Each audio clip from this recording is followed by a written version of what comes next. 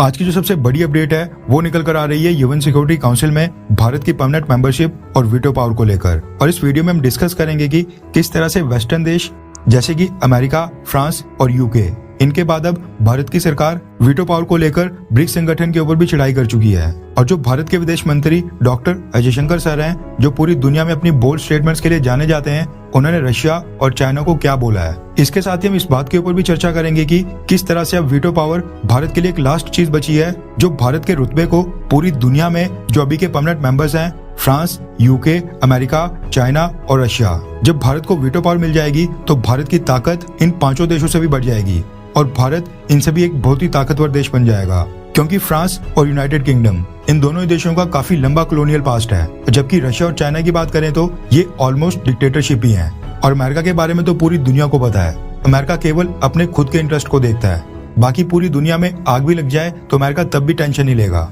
लेकिन ये सब डिस्कस करने से पहले अगर आपने हमारे चैनल इंडियन अफेयर्स को अभी तक सब्सक्राइब नहीं किया है तो प्लीज वीडियो में आगे बढ़ने से पहले सब्सक्राइब कर दें। नॉर्मली क्या हुआ करता था कि वीटो पावर और यूएन सिक्योरिटी काउंसिल में रिफॉर्म्स के मुद्दे को भारत ऐसे मंचों के ऊपर उठाया करता था जहां पर ये पांचों परमानेंट मेंबर्स हुआ करते थे, या फिर ऐसे संगठन जहां पर यूएस, यूके और फ्रांस डोमिनेंट हुआ करते थे। और जो एससीओ और ब्रिक्स जैसे संगठन हुआ करते थे जहां पर रशिया और चाइना लीड में हुआ करते थे, ऐसे संगठनों में भारत की सरकार यूएन सिक्योरिटी काउंसिल के रिफॉर्म्स के मुद्दे को बिल्कुल नहीं उठाया करती थी। लेकिन अब भारत की सरकार ने अपनी स्ट्रेटेजी को पूरी तरह से चेंज कर दिया है। हाल ही में भारत की सरकार ने एससीओ के फिजिकल मोड से करवाए जाने वाले समिट को अचानक से कैंसिल कर दिया था और ऑनलाइन वर्चुअल मोड के समिट को अनाउंस किया था। अब उसके बाद भारत की सरकार ने वीटो पावर और परमानेंट सीट के मुद्दे को ब्रिक्स टेबल के ऊपर ले आई है, जो दर्शाता है कि भारत की सरकार अब रशिया और चाइना लेड ग्रुप्स में भी अपना दबदबा बढ़ाने की पूरी कोशिश कर रही है। रेफरेंस के लिए आपकी स्क्रीन के ऊपर स्क्रीनशॉट भी है। दरअसल भारत के विदेश मंत्री डॉक्टर अजय जयशंकर सर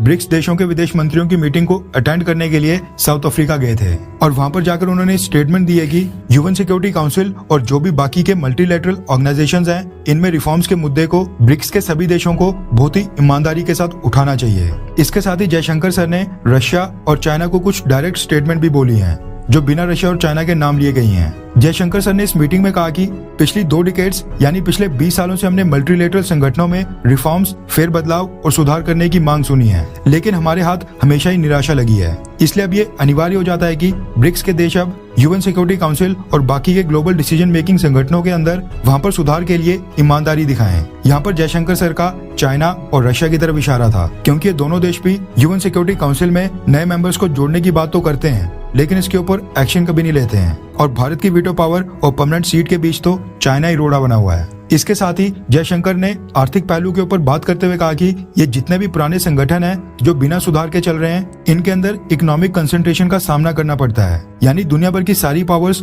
कुछ ही देशों के पास सीमित है, जिसके कारण बहुत सारे देश 2-4 देशों के रहमो करम के ऊपर ही छोड़ दिए जाते हैं। जयशंकर सर ने यहाँ पर वर्ल्ड बैंक, IMF, UN और WTO जैसे संगठनों के ऊपर अमेरिका, ब्रिटेन और कुछ 2-4 वेस्टर्न देशों का कब्जा होने की बात बोली है और ये मुद्दा उठाया है कि ये देश अपनी मनमानी किया करते हैं और ऐसे फैसले लेते हैं जो उनके खुद के फायदे के लिए होते हैं। इसके साथ ही जयशंकर सर ने यह भी कहा कि हाल ही में हेल्थ, एनर्जी और फूड सिक्योरिटी, इनके साथ जो हमारा अनुभव रहा वो दर्शाता है कि ये कितना नाजुक और गंभीर विषय है। हम आग्रह करते हैं कि ब्रिक्स इसके ऊपर ध्यान दे, इकोनॉमिक डिसेंट्रलाइजेशन को बढ़ावा दे, यानी जो दुनिया भर के बड़े बड़े इकोनॉमिक फैसले होते हैं वो 2-4 देश मिलकर नहीं लें, बल्कि उसके अंदर और भी देशों को जोड़ा जाए, औरों को भी हिस्सा बनाया जाए। और ये चीज पॉलिटिकल डेमोक्रेटाइजेशन को बढ़ावा देगी, यानी राजनीतिक तौर के ऊपर जो हम संगठनों के लोकतांत्रिकरण की बात करते हैं उसके लिए बहुत ही जरूरी है। इससे दुनिया के मल्टीलेटरल संगठन और भी लोकतांत्रिक होंगे। अब ये सवाल पैदा होता है कि भारत की सरकार इतनी प्रमुखता से रिफॉर्म्स के मुद्दे को क्यों उठा रही है, क्योंकि ये जितने भी यूएन बॉडी हैं जैसे कि WTO,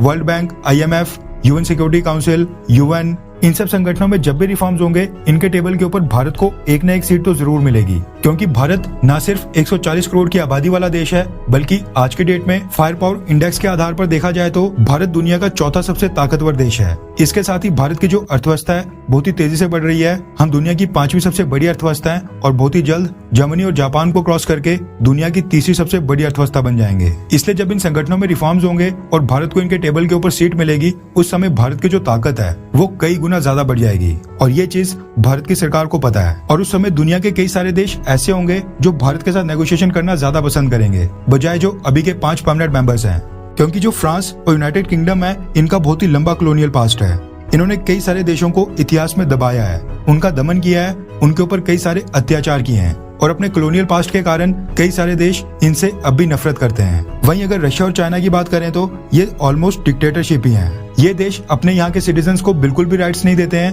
और लगभग आधी से ज्यादा दुनिया यानी जितना भी वेस्टर्न वर्ल्ड है इनके बिल्कुल खिलाफ है। और वहीं अगर अमेरिका की बात करें तो अमेरिका के बारे में तो सबको पता है कि अमेरिका बस खुद के इंटरेस्ट को देखता है। कहने को तो अमेरिका बाकी देशों को अलाइज बोलता है, लेकिन आगे खड्डे में डालने के लिए उनको सबसे पहले आगे करता है और जब उसके खुद के अलाइज खड्डे में डूब जाते हैं तो सबसे पहले वो पीछे हट जाता है। इसी कारण से अमेरिका के ऊपर भी कई सारे देशों का भरोसा अब धीरे धीरे उठ चुका है और जब भारत इन देशों के साथ परमानेंट टेबल के ऊपर होगा तो ऑब्वियस सी बात है कि बाकी देश भारत के ऊपर ज्यादा भरोसा करेंगे, क्योंकि अगर भारत के इतिहास को देखा जाए तो भारत ने हमेशा ही छोटे छोटे देशों की मदद की है। अभी रिसेंटली जब कोविड-19 आया था उस समय भी हमने कई सारे लाइफ सेविंग ड्रग्स और कोविड-19 की वैक्सीन कई सारे गरीब देशों में बांटी थी। इसके अलावा जो भी ग्लोबल साउथ के मुद्दे होते हैं उसको भी भारत अंतर्राष्ट्रीय मंचों के ऊपर प्रमुखता से उठाता है। आपको याद होगा जिस समय कोविड-19 बिल्कुल चरम के ऊपर था उस समय भी भारत की सरकार ने जो कोविड-19 की वैक्सीन थी उसके पेटेंट की वेवर की मांग की थी और जो भी गरीब देश थे उनके हित में बात की थी। इन्हीं कारणों से यूएन सिक्योरिटी काउंसिल में परमानेंट मेंबर बनने के बाद भारत की ताकत इन 5 देशों से भी ज्यादा बढ़ जाएगी।